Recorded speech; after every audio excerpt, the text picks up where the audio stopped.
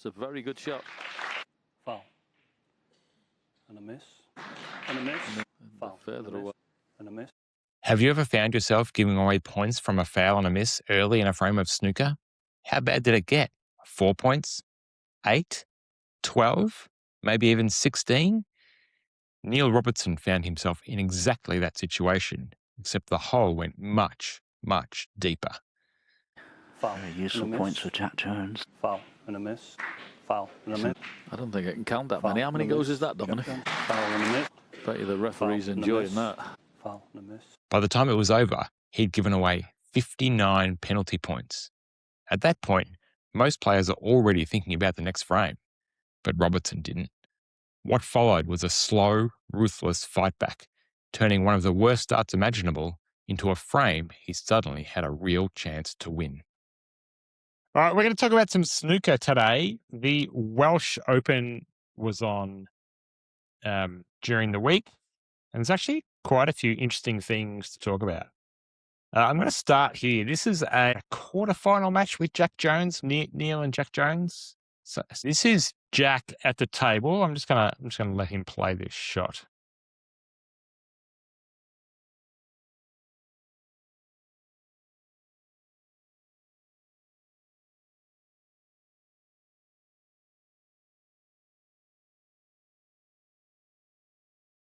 At least hit that well. Yeah.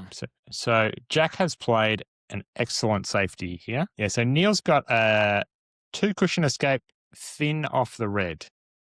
The old miss it first, get the line. Sorry, but sorry, before we go on, can we just take a quick note of the score here? 8 points to Neil, 6 to Jack. And they haven't counted this foul yet. So 8-10? Yes, you're right. Yeah. So it'd be 8-10.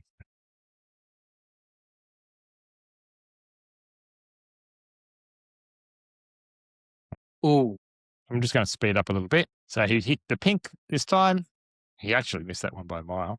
Not sure how he played it that bad, but he certainly gets it a bit better now. So, missed that one. 20. 8-20. And I tell you what, I'm actually just even going to jump ahead a little bit. Just watch the score: 24, 28, 32. Missed it again. 36. I suppose at this level, like even a 40 or 50 points here, it doesn't matter too much because if Neil gets in the balls, there's a chance he wins it anyway. Yeah, and the other guy too, Jack, if he gets in, he wins it. So it doesn't matter if Neil is 50 down here or 60 down. Even if he's 70 down, there's enough on the table always to actually win in one visit. Yeah, hit the pink again. I think somewhere about here he changes his. What was that? 8-6 we said, wasn't it? Just need more side. Just to.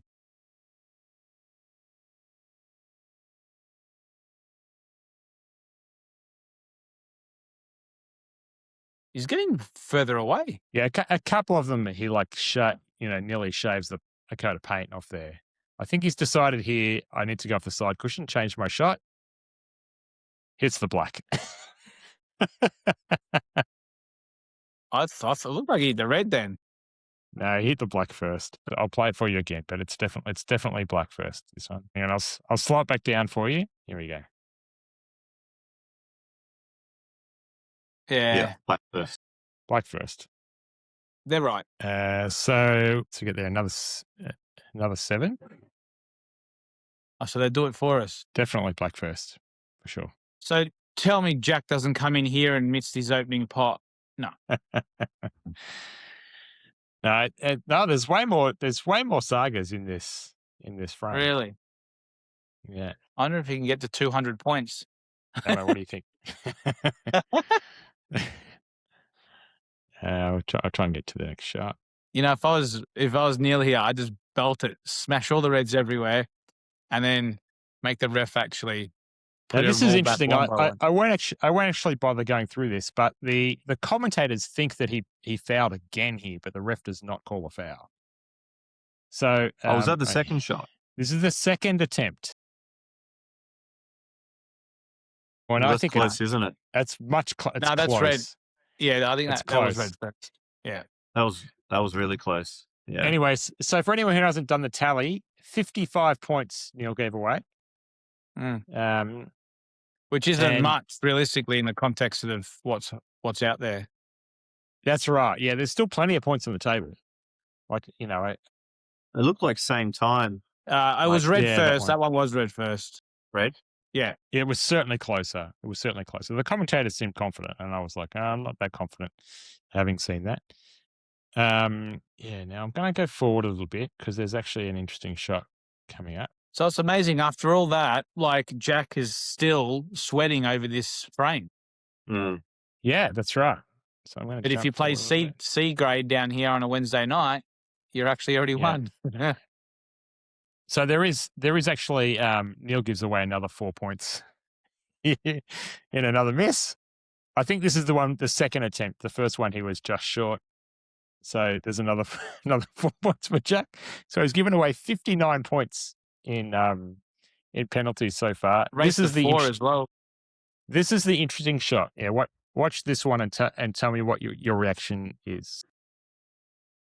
And in fact, keep an eye on Neil. Watch Neil in the background too, by the way. Watch Neil.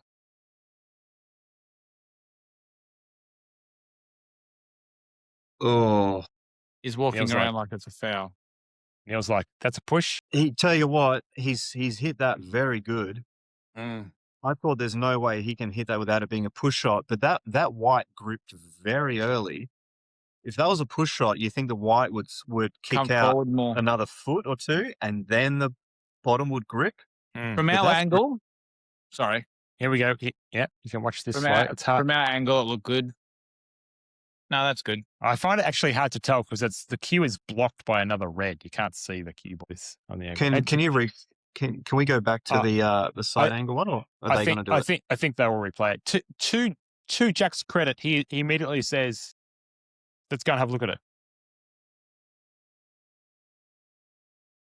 You can't tell from that, but it looks okay. You can't tell because the red's in the way, right? But I wouldn't have thought you'd get away with that, but the way the ball's reacted, I don't think it's a foul, but yeah, man, he's hit that really good. Yeah, he's hit that good. And there wasn't much of a follow through. You know, he did give it a very powerful jab. See, Neil was walking regardless in a way, I think. Yeah, he basically was on. Neil had decided as soon as he hits this white, it's a foul. I don't think Neil actually looked at the result of the shot and actually the execution. I think he just saw how they were and thought that's no chance. This will be a foul. And once he took the first couple of steps, he was almost committed. Like if you watch Neil, if you go back. Yeah, sure. Like Neil, it looked like Neil started walking before he almost even hit it. Well, he made his mind up before he hit it that this will be a foul. But you know what? From what we saw, I think you got to give the benefit of the doubt here. And I don't think the white did like a push shot kind of thing. Yeah, he was straight up there, wasn't he? He basically as soon as Jack hit it, he started walking to call a foul, but I don't think he actually really looked at how the shot went. Yeah. I don't think you can screw that up the table if it's a push shot. I just think the white's going to come out wider. Yeah. But it's hard to tell. Yeah. I think if you play the shot, you certainly know. Yeah, like I think Jack, and I think, like, again, to Jack's credit, he immediately said, like, Neil didn't push it. Neil just said, "Is that a push?" And the ref said, "No, it was good." And Jack just said, "Just check it for him." Yeah. So here we are. Jack is 72 ahead, but there's still 83 on the table. Yeah. Like it's a remarkable moment. And he's missed, right? So Neil actually got some points back here because Jack had one miss. His net has only given away 55 points now. So Neil's kind of back in the frame now. It's 80-44. And there's still plenty on the table. So I'll let it play from here. So 35-43. Yeah, so plenty on the table. He could play medium or even a low color, and he'd still be fine.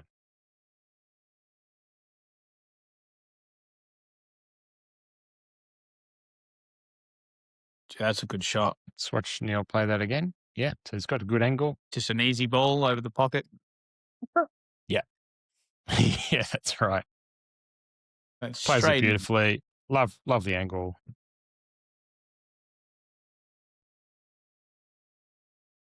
All right, so far 140 points have been scored and there's still 27 on the table. Jeez. Now this is a key shot. So yeah, watch what happens here. Watch this white off the cushion. Oh, big bounce. Big bounce. So the commentators up until that point were saying, "Oh, this is a great steal from Neil. You know, come from behind because he's on the colours basically." And they're like, "This is straightforward."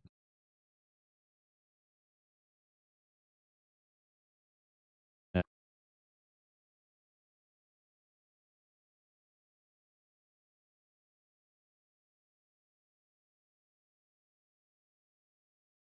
Too far again. Yeah, it just ends up nowhere. What do you do now? Punch it in the centre. I think given the context of the frame, you don't want to leave the table. You're like, I'm having a go.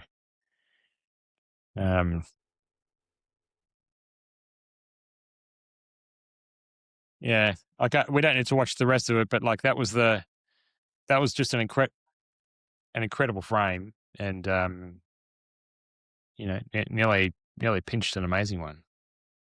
I mean, it's easy to sit here and say, oh, you know, he could have played one more safety, put Jack in trouble, but he got that far. He was so far behind, got that far. Sometimes you just want to actually just take the shot on. You'd rather lose now that way than actually play a poor safety and then and lose it that way. Yeah. These guys always go for the win when it's there. Yeah. They go for it. And the reason why they're so good is because they do go for it. Yeah. And they get it more times than not, right? So that's the and the thing as well, these guys their safety is so good. It's really hard to win a safety battle. Like sometimes they play 5-6 safeties each, and you think, geez, this can go forever. You know, it's not like back in the day that if there's 8 or 9 feet of distance, sometimes they'll accidentally double kiss it or just leave it on or whatever. They're very good at like negative safeties. Yeah. But credit to Neil, like battling it out. That's what people need to do more, especially in the 8-ball game. Yeah. Is fight hard like that. Even if you lose 3 or 4 of them in a row, it toughens you up, you know. And you never know that one day you might actually get that frame and go on to win, you know, a tournament or something like that. So always battle, always fight, never give up. Now, this is the end of the match. So this is exactly what you're talking about. There's been a safety battle here. There's a safety exchange on the brown. They're only a couple of points apart on the scoreboard, and this is the deciding frame for the match. And I just want to. And the safety's gone for a few shots from what I've seen. Yeah, it has. Yeah, this is about 4 or 5 shots in, and good safeties too. Like, you know, they're very good at them. Yeah, there's just a little kiss on the pink, which that brown was headed towards that bottom cushion, but he's got a little kiss on the pink. Looks like maybe if we see the table, oh, it's pretty thin. I thought maybe you can hold the brown on the pink, but that's pretty thin. But you know what? If we go back to that to see this shot, so I find this stuff interesting to talk about. So the way I see this is if he plays, oh yeah, this is the gem of a shot. You play this with a lot of left-hand side, very thin on the brown, like 1/8 ball. You're bringing the white off 2 rails and you're trying to track towards that blue. So the brown holds on the pink.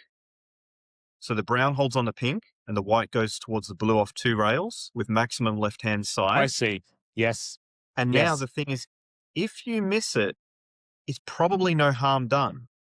You're going to give away 4 points, which is not really relevant based on the scoreline. And Neil may put you back or may come to the table, but you're probably not going to lose the frame from it. So I like the very thin cut with a lot of left-hand side here. And I believe from memory, that is the shot that the commentators were suggesting was the play too, Mark. Yeah. Now, it's very different when you're out there. Maybe it's just not on. You know, it does look too thin as well. Like obviously, if he didn't play it probably is. But what you're saying, it definitely is the right. Now he's coming around. He's had a look at this potting angle a couple of times. Does he go into the pink with the white and hold the white off the pink? Well, let's see. Wow. Very brave. So he actually overcuts that. Wow.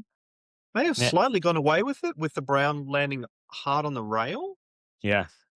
He's Now, actually gone away with that, that a little bit. now just so we're clear on the points here, Neil needs brown and blue and pink to finish the frame.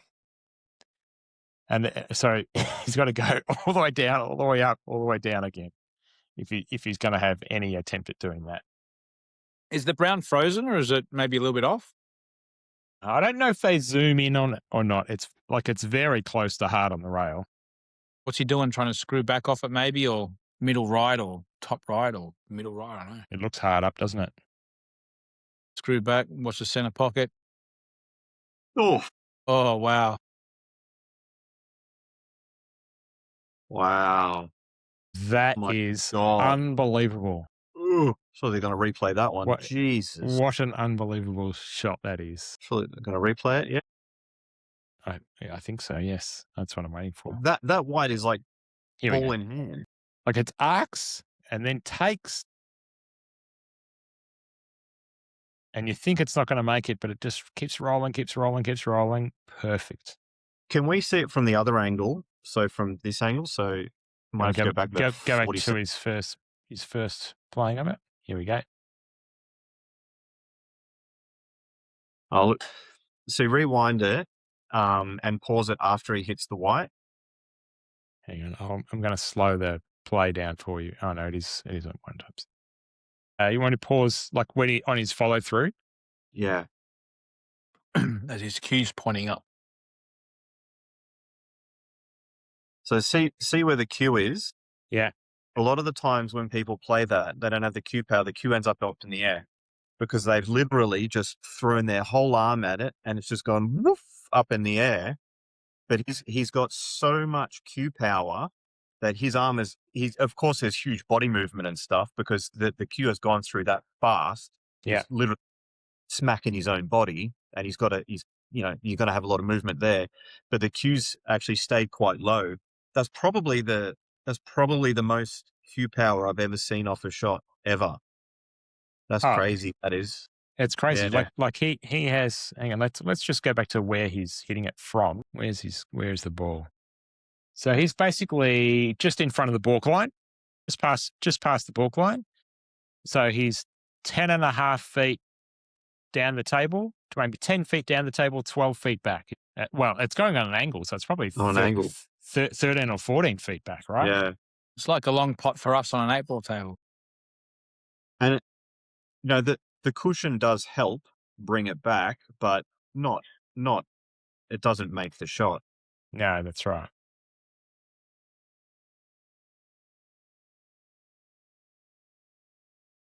Oof.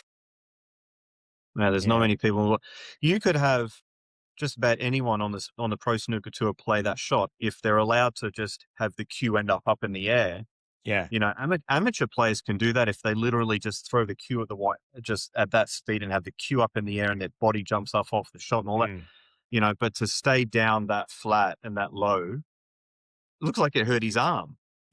He's holding his arm.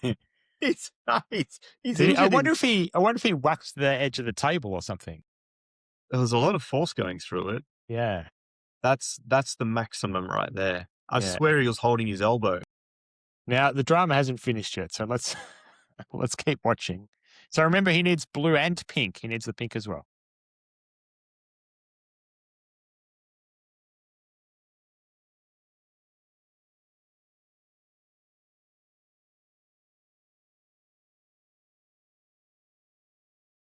Oh, that is ugly.